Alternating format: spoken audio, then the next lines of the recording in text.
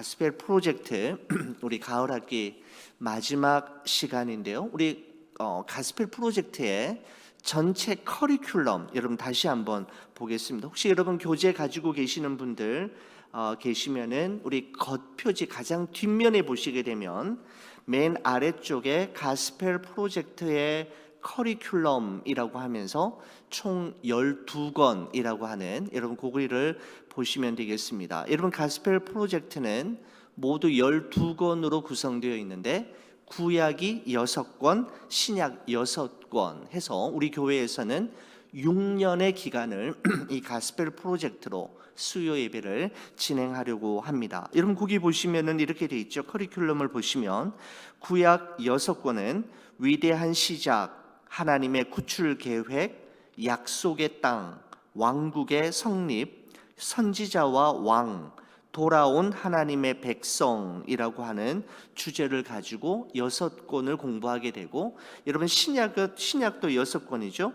위대한 복음, 우리가 공부했던 비유와 기적, 그 다음에 십자가와 부활, 복음으로 세워진 교회, 하나님의 편지, 다시 오실 그리스도라고 하면서 6권, 구약, 신약 모두 12권으로 구성되어 있는데 봄에는 구약을 공부하게 되고요. 우리가 가을에는 신약을 공부하게 되겠습니다. 여러분 그 중에서 여러분과 저는 올해 9월부터 시작해서 오늘까지 신약 2번째를 배웠습니다. 바로 비유와 기적이라고 하는 주제를 가지고 공부를 했었는데 모두 13과로 구성이 되어 있습니다. 13과는 크게 2개의 유닛으로 구성이 되어 있는데 여러분 책의 첫 페이지를 여시게 되면 첫 번째 유닛은 비유로 말씀하신 예수님이라고 하면서 예수님의 6가지 비유를 소개하였습니다. 씨 뿌리는 자의 비유, 무자비한 종의 비유, 선한 사마리아인의 비유, 탕자 비유, 바리새인과 세리 비유, 그리고 악한 농부의 비유에 대해서 예수님의 6가지 비유를 우리가 함께 나누었고요. 유닛 2는 기적을 베푸신 예수님에 대한 것이었는데 바로 예수님께서 행하신 많은 기적들 가운데서 특별히 7가지 기적을 우리가 살펴보았습니다. 물로 포도주를 바꾸신 기적, 하늘에 떡을 주시다라고 되어 있는데 바로 오병이어의 기적을 의미합니다. 물 위를 걸으시는 기적, 이번 주일날 우리가 심도 있게 살펴볼 기적입니다마는 물 위를 걸으신 기적에 대해서 우리가 보았었고요. 중풍병자의 죄를 사하셨던 기적, 거라사의 광인을 치유하셨던 기적, 혈루증 여인을 치유하시고 회당장 야이로의 딸을 살리셨던 기적을 우리가 배웠고요. 오늘 마지막으로 기적 중의 기적이라고 할 수 있는 바로 죽은 나사로를 살리시는 기적을 대해서 우리가 공부하면서 예수님께서 비유와 기적을 통해서 우리에게 말씀하시려고 하였던 바가 무엇이었는지를 우리가 최종적으로 정리하면서 이번 과를 마무리하려고 합니다. 여러분의 교재 136페이지를 보시게 되면 우리가 오늘 공부하게 될 세션 13 죽은 나사로를 살리시다라고 하는 그 대목을 보시게 되겠습니다. 거기 보시면 가장 위쪽에 신학적 주제가 나오죠. 이렇게 되어 있습니다. 하나님의 아들이 죽음의 현실을 애통해 하시며 그 권세를 거꾸로 뜨리십니다 라고 말하고 있습니다. 죽음의 결과인 이 세상에 태어난 그 어떤 사람도 피해갈 수 없는 우리의 가장 확실한 미래인 그 죽음을 경험하고 있는 나사로의 무덤 앞에서 예수님이 슬피 눈물을 흘리시며 애통해 하시는 모습을 보이시면서 그 죽음의 권세를 깨뜨리시고 나사로를 부활시킴으로써 예수님도 다시 부활하실 것이고 우리도 부활하게 될 것임에 대한 메시지가 바로 이 죽은 나사로를 살리시는 기적을 통해서 우리에게 전달되고 있습니다. 여러분 이번 과에서 공부하게 될 내용이 137페이지 상단에 다음과 같이 정리하고 있습니다. 여러분 교재 137페이지 맨 위쪽에 보시면 예수님은 친구 나사로를 이라고 하는 여러분 그 부분 찾으셨습니까? 제가 한번 읽어보겠습니다. 이번 과에서 공부할 내용입니다. 예수님은 친구 나사로를 죽은 자들 가운데서 일으키심으로써 죽음을 제압하는 능력을 입증하셨습니다. 이 기적 이야기는 하나님의 선하심과 주권, 죽음의 저주와 부활의 능력, 그리고 고통당하는 사람들을 향한 그리스도의 긍휼을 드러냅니다. 우리는 죽음을 정복하는 예수님의 능력을 신뢰하며 어떠한 상황에서도 그분을 영화롭게 해야 합니다 라고 하는 이 전체 내용을 가지고 이번 과에서는 네 가지 핵심 포인트를 중심으로 해서 이번 이 과가 진행되고 있는 것을 볼 수가 있습니다. 자, 여러분 첫 번째 그 아래에 보시면 첫 번째 핵심 포인트를 이렇게 정리합니다. 예수님은 때때로 더디 오시기도 하는 친구이십니다 라고 이야기하고 있습니다. 요한복음 11장 1절에서 7절까지의 말씀인데, 자 여러분 오늘 이 본문의 말씀은 제가 설교를 통해서도 여러 번 말씀드렸던 기억이 나고 또 공부를 통해서 여러 가지 방법으로 모양으로 함께 살펴보았던 내용인데 다시 한번 우리가 확인하는 그런 시간이 되겠습니다. 오늘 이 본문의 사건은 1절에 다음과 같은 말씀으로 시작이 됩니다. 어떤 병자가 있으니 이는 마리아와 그 자매 마르다의 마을 베다니에 사는 나사로라라고 이야기하고 있습니다. 요한복음의 저자인 사도 요한은 베다니라고 하는 마을에 사는 세 남매를 소개하면서 이 본문의 이야기를 시작하는데 마리아와 마르다 그리고 나사로를 이야기합니다. 여러분 그런데 이 세 남매는 예수님에게 남다른 특별한 남매이었던 것 같습니다. 왜냐하면 마리아와 마르다가 오빠 나사로가 병이 들었다라고 하는 소식을 예수님에게 전할 때 이런 표현을 사용하고 있기 때문입니다. 3절의 말씀을 한번 보십시오. 이에 그 누이들이 마리아와 마르다를 이야기합니다. 예수께 사람을 보내어 이르되 주여 보시옵소서 사랑하시는 자가 병들었나이다 라고 말씀하고 있습니다. 여러분 나사로를 어떻게 표현하고 있느냐 하면 예수님이 사랑하시는 자라고 표현하고 있다라는 거죠. 여러분 3절에서만 이와 같은 표현을 발견할 수 있는 게 아니라 5절의 말씀을 한번 보시겠습니까? 예수께서 본래 마르다와 그 동생과 나사로를 사랑하시더니 라고 말씀하고 있습니다. 여러분 36절 말씀 보시겠습니까? 36절 이에 유대인들이 말하되 보라 그를, 여기서 그는 나사로를 이야기하는데 나사로를 얼마나 사랑하셨는가 하며 라고 표현하고 있습니다. 여러분 이와 같은 내용들을 볼 때 한 사건 안에 이 남매들을 예수님이 사랑하셨다 세 번이나 반복하고 있다라는 점을 우리는 그냥 지나칠 수 없습니다. 바로 예수님께서 이 세 남매를 보실 때에 남다른 애정을 가지고 계셨고 예수님의 기억 속에 쉽게 잊혀지지 않는 참 소중하고 고마운 이들로 이 세 남매가 예수님의 마음속에 남아 있었던 것 같습니다. 예수님께서는 이런 말씀을 하셨지요. 여우도 굴이 있고 공중의 새도 거처가 있으되 인자는 머리 둘 곳이 없도다라는 말씀을 하시곤 하셨는데 아마 이 세 남매는 예수님의 이 말씀을 한쪽 귀로 듣고 한쪽 귀로 흘려보내었던 것이 아니라 그 세 남매의 마음속에 예수님의 이 말씀을 고이 간직해 두었다가 예수님께서 자신이 사는 마을 베다니로 지나갈 때면 그 말씀이 기억나서 자신의 집을, 자신의 가정을 오픈해서 예수님의 머리 둘 곳이 우리 집이 되기를 원했고 예수님이 잠시라도 머물고 쉬고 가실 만한 마음의 보금자리가 되어 드리고 싶은 그런 마음이 간절했던 것 같습니다.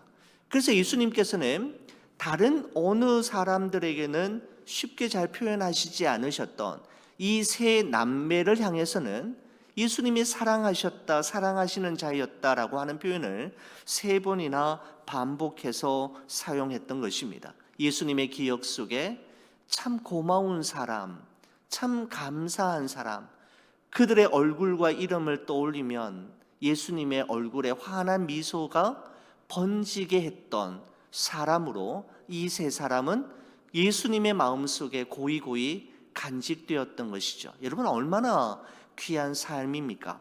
여러분, 그런데 이 가정에 문제가 생겼다라는 것입니다. 예수님께서 그토록 사랑하시고 귀하게 여기시고 소중히 여기시는 이 가정에 예상치 못했던 짙은 먹구름이 덮이기 시작했다라고 이야기합니다. 여러분, 저는 이 말씀을 묵상할 때마다 5절에서 7절 말씀이 항상 걸리는 말씀이었습니다. 5절에서 7절 한번 보시겠습니까? 예수께서 본래 마르다와 그 동생과 나사로를 사랑하시더니 나사로가 병들었다 함을 들으시고 그 계시던 곳에 이틀을 더 유하시고 그 후에 제자들에게 이르시되 유대로 다시 가자 하시니 라고 표현하고 있습니다. 여러분, 이 말씀 속에서 제가 마음에 걸렸던 이유는 두 가지 사실 때문입니다. 여러분, 첫 번째는 이것이죠. 예수님께서 세 남매를 그렇게나 아끼시고 사랑하시고 소중히 여기셨는데 왜 나사로가 병이 들었는가라고 하는 말입니다. 여러분, 그것도 그냥 보통 병이 아니라 이 병으로 인해 나사로가 나중에는 죽게 되었지 않습니까? 예수님께서 그토록 사랑하시고 아끼는 사람이라고 한다면 특별한 보호, 특단의 조치를 취하셔서 모든 질병으로부터, 모든 위험 요소로부터 안전하게 보호해 주셔야 되는 것 아니냐라는 것이죠. 예수님을 안 믿는 사람, 자기 마음대로 살아가는 사람들에게나 있을 법한 일이 예수님이 이토록 사랑하시고 아끼시는 가정에 찾아왔다라는 점이 저는 내키지 않는다라는 말씀입니다. 하나님을 사랑하는 사람, 하나님이 사랑하시는 사람에게 찾아오는 인생의 고난과 시련을 우리가 도대체 어떻게 해석해야 된다는 말입니까? 여러분, 그래서 저는 예수께서 나사로를 사랑하시더니 곧바로 나사로가 병들었다라고 하는 이 문맥을 도저히 받아들이기가 힘들다라는 말씀입니다. 여러분, 더더욱 이해가 되지 않은 것은 이러한 사실 때문입니다. 나사로가 병들었다 함을 들으시고도 계시던 곳에 이틀이나 더 유하셨다라고 하는 사실입니다. 여러분, 예수님은 당신이 사랑하는 자 나사로가 지금 병이 들어 죽어가고 있다라는 사실을 분명히 알고 계셨음에도 불구하고, 모르셨으면 모르겠어요. 분명히 알고 계셨음에도 불구하고 마치 예수님은 자기 자신과는 아무런 상관도 없으시다는 듯이 지금 있는 그곳에서 이틀을 더 유하셨고, 결국은 언제 가셨습니까? 나사로가 죽어 무덤에 묻힌 지 나흘째가 되는 날, 4일이 되었을 때, 다시 말씀드리면 모든 상황이 종료된 이후에야 뒤늦게 그 현장에 찾아가셨다라는 것이죠. 여러분, 예수님이 어떻게 이러실 수 있단 말입니까? 여러분이나 저야 오늘 이 사건이 어떻게 결론이 날는지를 다 꿰뚫고 있고 그 결론을 알고 있어서 그 답답함과 그 조급함이 훨씬 더 이렇게 완화되어 있지만은, 여러분, 마르다와 마리아의 심정은 여러분 어떻겠습니까? 한시라도 빨리 예수님께서 오셔서 이 문제를 해결해 주셔야만 하는 상황에서 예수님은 다 알고 계시는 그 상황에서도 나타나지 않으셨다라는 것이죠. 아니, 부득불 그 현장에 나사로가 있는 그곳에 가실 수 없으신 상황이었다라면 말씀으로도 고쳐주실 수 있지 않습니까? 나사로야 내 병에서 나았느니라, 나을지어다. 말씀만 하셔도 나사로는 충분히 나을 수가 있지 않겠습니까? 여러분, 예전에 왕의 신하의 아들이 병들어 죽게 되었을 때 예수님은 직접 그 신하의 집에 방문하지 않으셨습니다. 다만 가라, 내 아들이 살아있다라는 말씀만 하셔도 그 신하가 가던 길에 그 왕의 신하의 아들이 살아났다라는 소식을 듣게 되었는데, 이번에는 그런 말씀조차 본문에서 발견할 수 없기 때문입니다. 여러분, 예수님은 왜 이렇게 하셨을까요? 왜 이런 상황을 설정하신 걸까요? 예수님께서 정말 그들에게 바라셨던 것은 무엇이었을까요? 여러분, 오늘 교재 여러분 138페이지 중간에 보시면 이런 대목이 나옵니다. 여러분, 딱 그 질문 총 4개 중에 가운데 부분에 보시면은 예수님은 어떤 일이 벌어질지 알고 계셨으나 라고 하는 그 부분이 있습니까? 여러분, 그 부분을 제가 한번 읽어보겠습니다. 예수님은 어떤 일이 벌어질지 알고 계셨으나 친구들이 하나님을 더 신뢰할 수 있기를 바라셨습니다. 신뢰는 하나님이 우리의 상황을 아시고 우리를 염려하신다는 믿음에서 시작됩니다. 이 기적을 통해 예수님은 우리가 어떤 상황에서도 하나님을 신뢰하기를 원하신다는 것을 알려줍니다 라고 되어 있는데, 여러분 거기 보시면은 이런 표현이 있잖아요. 신뢰는 어디에서부터 시작되는가 라고 하는 그 부분을 이렇게 표현하고 있습니다. 신뢰는 하나님이 우리의 상황을 아시고 우리를 염려하신다는 믿음에서 시작됩니다 라고 말하고 있는데, 저는 이 표현이 참 좋습니다. 신뢰, 하나님에 대한 신뢰는 어디에서부터 시작이 되느냐 하면 하나님이 우리의 상황을 알고 계시고 우리를 생각하고 계신다라는 그 믿음에서부터 하나님을 향한 신뢰가 시작된다라는 것이죠. 여러분, 하루나 어떤 사람이 마더 테레사에게 찾아와서 이렇게 질문했다고 하죠. 수녀님, 하나님의 뜻을 어떻게 알 수 있습니까? 당신은 일평생 하나님의 뜻대로 살아오신 것 같은데 우리는 어떻게 하나님의 뜻을 알 수 있습니까? 라고 했을 때 마더 테레사가 이렇게 이야기했습니다. 저는 하나님의 뜻을 정확하게 알지 못합니다. 다만 하나님을 신뢰했을 뿐입니다 라고 이야기했습니다. 하나님을 신뢰했을 뿐입니다.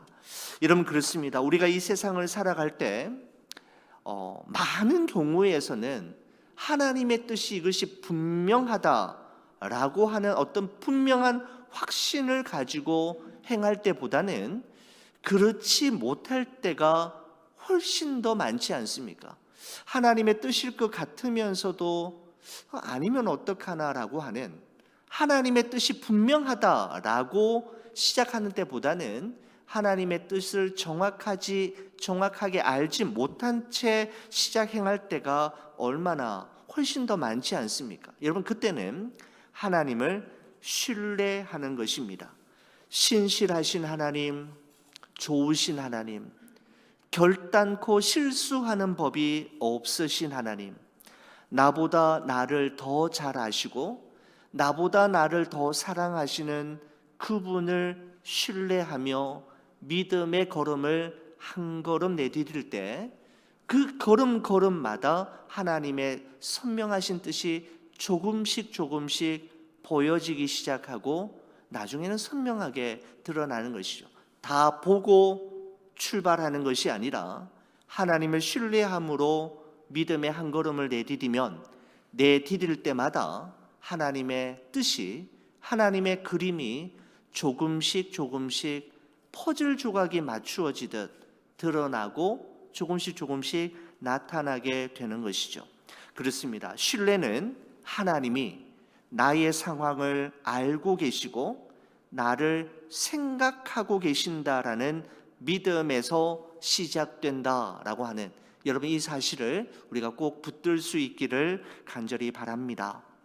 여러분 이어서 139페이지에 보면 두 번째 핵심 포인트가 나오고요.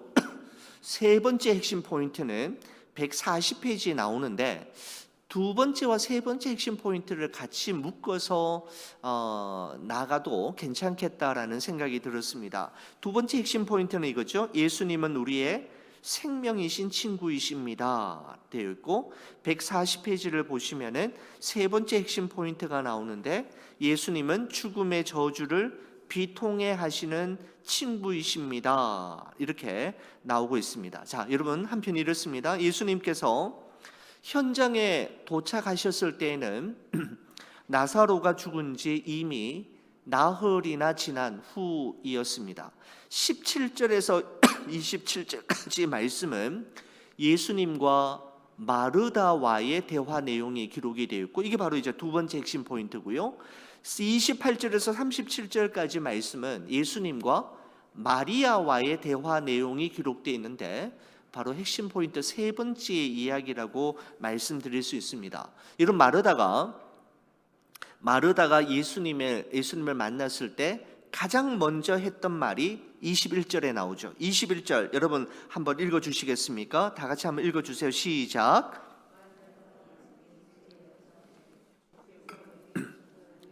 내 오라버니가 죽지 아니하였겠나이다. 21절 다시 봅니다. 마르다가 예수께 여짜오되 주께서 여기 계셨더라면 내 오라버니가 죽지 아니하였겠나이다. 그죠? 마르다가 예수님을 보자마자 첫 번째 했던 말입니다. 이번에는 마리아가 예수님을 만났을 때 가장 먼저 한 말이 32절에 기록되어 있는데, 32절 같이 한번 저와 함께 읽어 주시겠습니까? 마리아가 예수 계신 곳에 가서 배웠고 그 발 앞에 엎드려 이르되 주께서 여기 계셨더라면 내 오라버니가 죽지 아니하였겠나이다 하더라 라고 되어 있습니다. 자, 여러분 여기 보시면 주께서 여기 계셨더라면, 주께서 여기 계셨더라면 이라고 하는 마르다와 마리아의 고백 속에서 왠지 모를 예수님에 대한 섭섭함이 드러나고 있지 않습니까? 가장 결정적인 순간에 예수님의 도움이 가장 절실했던 그 순간에 예수님께서 자신들과 함께 있어 주시지 않은 것으로 인한 서운함이, 주께서 여기 계셨더라면, 주께서 여기 계셨더라면 이라고 하는 표현 속에 고스란히 담겨져 있죠. 여러분 또한 주께서 여기 계셨더라면, 주께서 여기 계셨더라면 이라는 말은 주께서 조금만 더 빨리 오셨더라면, 주께서 조금만 더 서둘러 주셨더라면 이라는 의미도 포함되어 있는 것 같습니다. 그랬다면 우리 오라버니가 죽지 않았을 텐데, 이 일이 이렇게 되지는 않았을 텐데, 조금만 더 일찍 오셨더라면, 조금만 더 서둘러 주셨더라면 말입니다. 여러분, 우리가 하나님과 매일매일 동행한다라는 것, 하나님과 매일매일 동행하는 삶을 살아간다라는 것은 정말 생각만 해도 가슴 벅찬 일이고 참으로 흥미진진한 일임에도 불구하고, 여러분 하나님과 동행함에 있어서 정말 잘 적응이 되지 않는 부분, 그 영역이 있다면 여러분 그것은 바로 하나님의 시간에 적응하는 것, 하나님의 시간에 나의 타이밍을 맞추는 것입니다. 하나님의 타이밍을 맞추는 것이 참 하나님과 동행하는 삶 속에서 참 쉽지 않다라는 것을 많이 느끼곤 하죠. 내가 보기에는 지금 이 순간이야말로 결정적인 순간이고 right time이라고 생각하는데, 하나님은 전혀 다른 생각과 계획을 가지고 계신 것처럼 반응하실 때가 있다라는 것이죠. 우리는 지금 너무너무 급하고 우리 주님께서 개입하시지 아니하시면 큰일 날 것 같은데 우리 주님은 시간을 지연하시고 지체하시는 것 같아서 너무너무 답답하고 속이 새까맣게 타 들어가는 순간들이 있더라는 것입니다. 여러분, 바로 마르다와 마리아의 고백이 바로 이런 고백 아니겠습니까?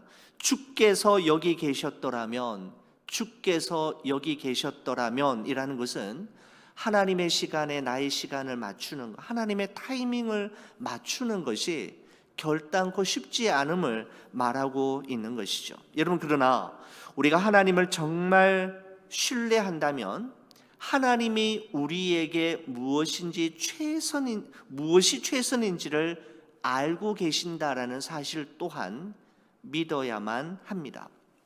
여러분, 제가 우리 첫 번째 핵심 포인트를 말씀드리면서 여러분 5절과 6절, 7절 이 말씀을 보면서 두 가지 참 걸리는 부분이 있다라고 말씀드렸지 않습니까? 예수님께서 세 남매를 그렇게나 아끼시고 사랑하시고 소중히 여기시는데 왜 나사로가 병이 들었냐라는 것이죠. 병이 나지 않도록 지켜주실 수는 없었느냐라는 것입니다. 예수님이 싫어하시고 미워하시는 사람이라면 오케이. 그런데 예수님이 이 세 남매를 그렇게나 사랑하시는데 왜 이런 일이 있었느냐라는 것이고, 또 하나는 나사로가 병들었다 함을 들으시고도 계신 곳에 이틀이나 더 유하시면서 그 시간을 지체하시고 모든 상황이 종료된 이후에야, 나사로가 죽은 지 나흘이 된 뒤후에야 뒤늦게 찾아가셨다라고 하는 점이 정말 이해가 되지 않는다라고 말씀을 드렸는데, 여러분 우리말 성경에는 표현되어 있지 않지만 헬라어 원문이나 영어 성경에 보시면 5절과 6절을 연결하는 중요한 접속사가 있음을 발견할 수 있습니다. 여러분, 그래서 저는 제가 가지고 있는 성경책에는 이 접속사를 꼭 넣어서 표기해 두었습니다. 여러분, 5절과 6절 사이에 어떤 접속사가 있느냐 하면 영어로는 so라고 하는, 그래서라고 하는 단어가 있습니다. PPT에 제가 준비가 안 되어 있나요? 맞습니다. 그래서 so라고 하는 접속사가 표현되어 있습니다. 여러분, 그래서 제가 5절과 6절 사이에 그래서라고 하는 접속사를 넣어서 한번 읽어보겠습니다. 예수께서 본래 마르다와 그 동생과 나사로를 사랑하시더니 그래서 나사로가 병들었다 함을 들으시고 그 계시던 곳에 이틀을 더 유하시고 라고 말씀하고 있습니다. 이런 무슨 말씀이냐 하면 예수님께서 세 남매를, 마르다와 마리아와 나사로를 사랑하지 않아서 미워하셔서 관심이 없으셔서 이틀을 더 유하신 것이 아니라 사랑해서, 그래서 나사로가 병들었다라는 소식을 들으시고도 이틀을 더 유하셨다라는 것입니다. 여러분, 그렇습니다. 예수님은 우리를 미워하셔서 이틀을 더 기다리게 하시는 것이 아니라 우리를 사랑하셔서 그래서 이틀을 더 유하게 하실 때가 있다라는 말씀입니다. 여러분, 예수님께서 우리의 기도에 지체하시고 시간을 지연하시는 데에는 하나님의 또 다른 계획과 하나님의 더 큰 계획이 있음을 우리는 기억해야 함을 말씀하고 있는 것이죠. 여러분, 우리가 두 번째와 세 번째 포인트에서 기억해야 할 것은 이것입니다. 하나님의 때와 우리의 때가 서로 맞지 않고 예수님께서 우리가 원하는 대로 행하지 않아도 우리는 하나님의 사랑, 그 예수님의 사랑을 의심하거나 오해하지 말아야 한다라는 것이죠.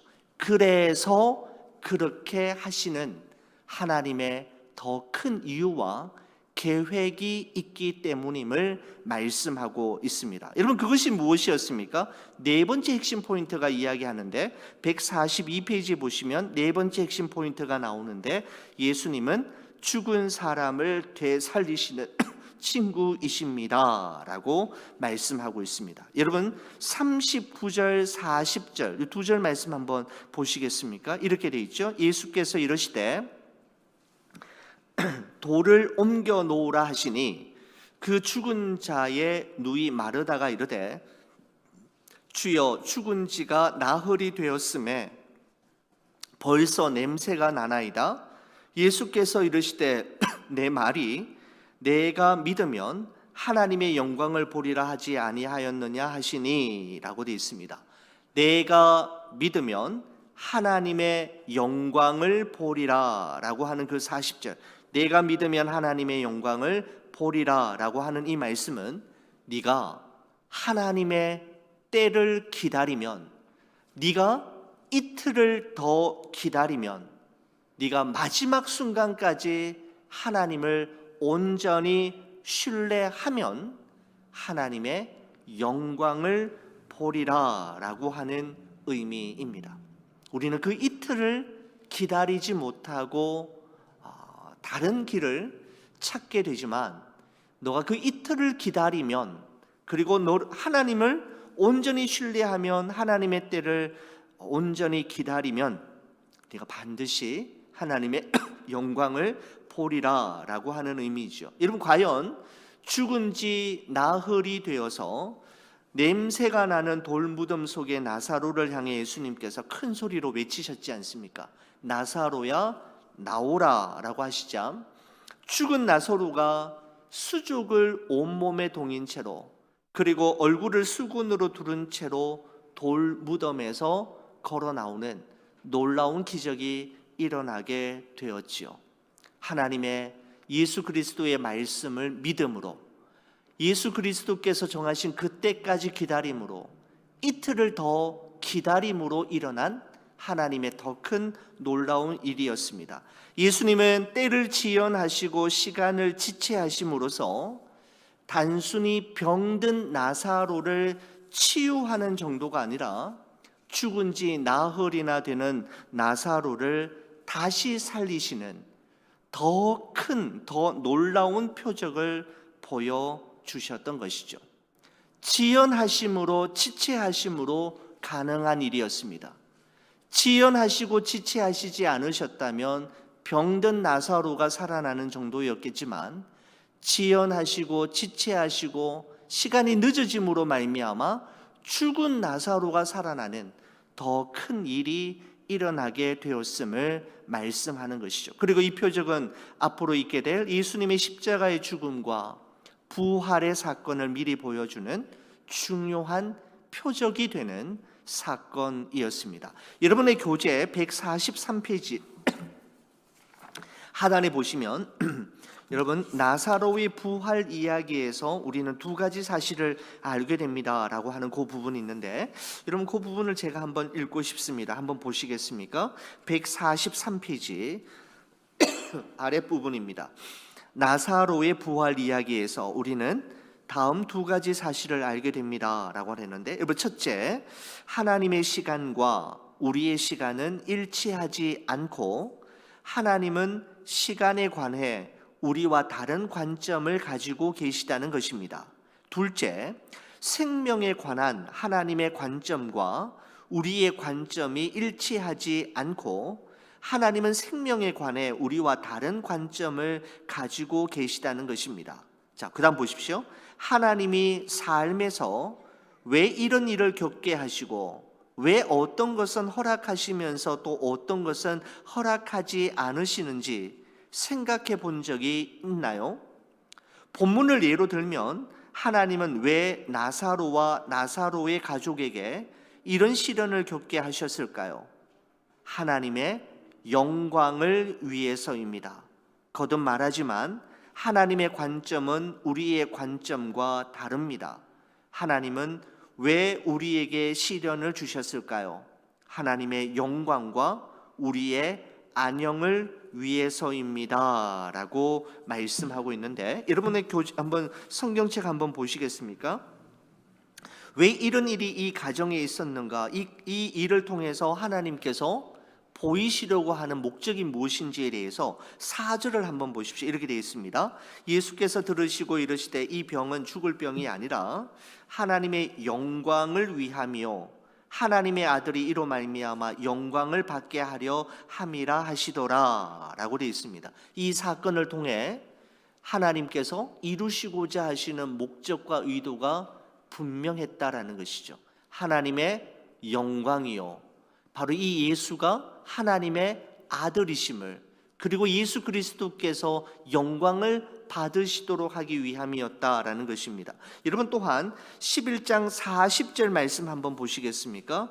이 기적이 일어난 이유에 대해서 이렇게 합니다. 예수께서 이르시되 내 말이 내가 믿으면 하나님의 영광을 보리라 하지 아니하였느냐 하시니 라고 말씀하면서 바로 이 기적은 하나님의 영광 그리고 예수 그리스도가 하나님의 아들이심을 선명하게 드러내기 위해 이와 같은 시련과 어려움이 있었고, 그 시련과 어려움을 통해 하나님의 더 큰 목적이 이루어지게 되었음을 말씀하는 것이죠. 여러분 144페이지를 보시면 여러분 결론 부분 한번 보시겠습니다. 제가 윗부분 한번 읽어볼게요. 결론입니다. 그리스도인이 시간과 삶에 관한 올바른 관점을 갖는 것이 중요한 이유는 무엇일까요? 요한복음은 이렇게 말합니다. 하나님의 아들이 이로 말미암아 영광을 받게 하려 함이라. 예수님이 나사로를 되살리신 이유는 하나님과 예수님 자신을 영화롭게 하시기 위해서였습니다. 이를 통해 생명을 주기도 하시고 거두기도 하시는 능력의 주권자는 오로지 예수님뿐임을 알게 하고자 하셨습니다 라고 말씀하면서, 여러분 맨 아래쪽 보시면은 그리스도와의 연결이라고 하는 부분이 있습니까? 그거 읽고 말씀을 마치도록 하겠습니다. 예수님은 나사로를 죽은 자 가운데서 일으키심으로써 죽음을 제압하는 능력을 보여주셨습니다. 예수님은 나는 부활이요 생명이니 라고 말씀하셨습니다. 우리는 십자가에서 죽으셨다가 죽은 자 가운데서 다시 사신 예수님이 언젠가 죽음을 영원히 물리치시고 우리를 죽은 자 가운데서 다시 살리실 것을 믿어야 합니다 라고 말씀하고 있습니다. 나사로의 다시 살아남, 또 예수 그리스도의 십자가의 죽음 이후의 부활을 통해 우리도 죽음으로 끝나는 것이 아니라 우리 또한 부활의 주인공이 될 것임을 우리에게 말씀하고 있는 것이죠. 여러분 우리는 지난 13주 기간 동안에 예수님의 6가지의 비유와 예수님께서 행하신 7가지의 기적, 표적들을 통해서 우리가 공부를 함께 했는데, 여러분 예수님께서 이와 같은 비유를 하시고 또 표적을 행하신 이유는 한 가지였습니다. 예수님이 누구이신가? 그리고 예수 그리스도께서 우리의 삶 속에 우리의 문제와 우리의 고통과 아픔 속에 개입하실 때 어떠한 일이 일어날 수 있는지에 대해 말씀해 주셨던 것입니다. 여러분 예수님의 이 7가지 기적이 2000년 전 그 유대 땅 이스라엘 유대 땅에만 일어나는 것이 아니라 오늘날 우리의 삶 속에서도 재현될 수 있으며 우리의 삶이 기적으로 가득한 삶을 살아갈 수 있음을 또한 말씀하고 있습니다. 우리 지난 13주 동안 우리 가을 학기에 우리 가스펠 프로젝트 이 수요일 시간에 함께 해주신 우리 교우님들께 다시 한번 감사드리고, 또 내년에는 우리 구약의 말씀으로 또 계속 같이 하나님 말씀 배우기를 원합니다.